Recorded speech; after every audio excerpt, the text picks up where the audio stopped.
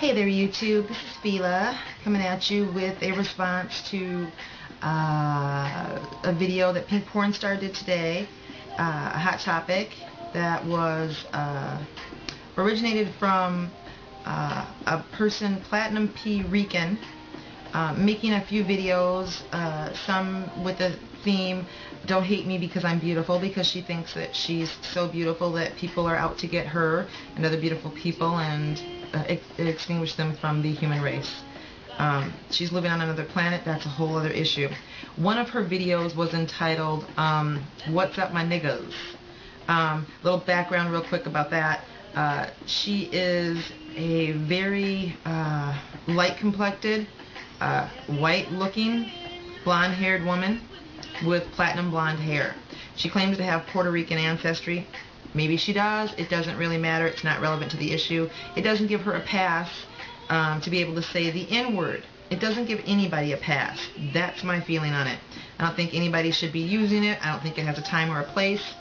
I think just like other words in the English language that have come to mean certain things or incite certain feelings or emotion, it's something that's had its time. It really didn't have its time, but it had its day, and that day is gone. It's long gone.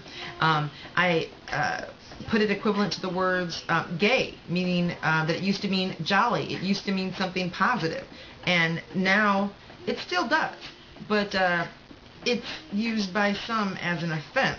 It's used as some to be derogatory. It's used as by some to be hateful and mean. Just like if you're in Europe, in England in particular, and you say the word fag, you may be meaning a cigarette.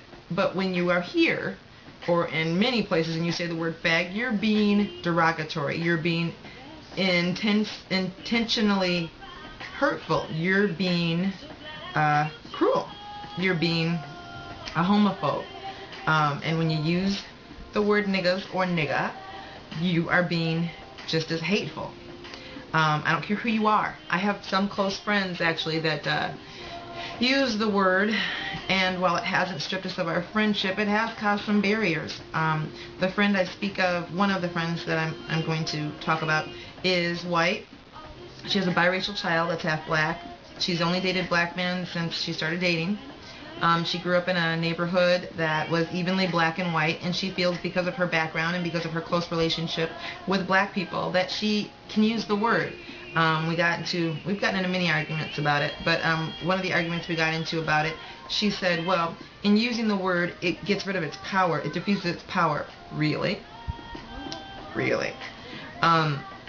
So tell me, if someone that feels comfortable using that word walked up to a small child, and that small child used that word, and then told either the church or the school or a family friend or a stranger that they would learn that word from you, would it still feel appropriate? Would it still feel right? Would you feel comfortable with your mother being called that? Your grandmother? Would you feel comfortable calling my black grandmother that? If you would, you've got some issues that I don't even want to waste time addressing. And if you did, you would have an entire truckload of whoop-ass coming your way from my entire family. That's not to put out a threat. That's just saying the word is hurtful. When I hear it, it brings about memories from some mine and some just through history. When I hear the N-word, no matter who it's coming from, I see Emmett Till. I see struggle. I see strife. I see police dogs. I see hoses. I see, frankly, I see rape. I see a lot of things that happened in my community, in my culture, in my own family that changed our DNA because of the freedom that was allowed with that word and with the thoughts that really go behind it. And that's the whole point. That word sums up a person's feelings about something. I've heard some white people say, oh, it doesn't mean that I'm just saying, anything bad about black people, because you can be a white nigger too. No, you can't, and you're not talking about it like that. You wouldn't go up to a white person and actually say that word with the same intent that you'd say it when you're talking about those niggers over there. You're not even trying to talk about it like that, and you know it. That's not to all of you. That's to anybody that says that bullshit excuse, because it's bullshit. It's just another way for people to disguise their own prejudice and racism. I remember when and people use a lot of phrases to do that. People have said to me, "Oh, you're so articulate. You're not like the rest of them," or "Oh, you're so well spoken," or "Oh, you're nothing at all like I expected." And they want to attribute it to so many things, and it's like, "Oh, well, are you mixed? Are you this? Are you that?" No, bitch, I'm black. And we come up well-spoken, articulate, and intelligent. We come out every kind of which way, and you can't pigeonhole us like that, and you can't call us names like that. And it's just over. It's just a time long gone by when that word was acceptable and people could actually get away with it without retribution. That's the bottom line, without retribution. I remember when I got married 14 years ago. I'm getting divorced right now, long story, another video. A lot of people came to us and would ask my white ex-husband, soon-to-be ex-husband, "My God, what did your parents think when you told them?" Like he told them he had AIDS or something, and I understood what was behind their comments. It told me a lot about them. It told me a lot about how they thought of me. It told me a lot about how they thought of black people, because with that question, they're assuming that his parents blew up and had a freak out, because in their mind, they're thinking, "Oh my God, what did your parents think?" Because my parents would have flipped the hell out, because I would never do something like that, because they think that it was some step down the social ladder. They didn't think to ask me, "Oh my God, what did your parents think?" They didn't think maybe it was a step down the ladder for me.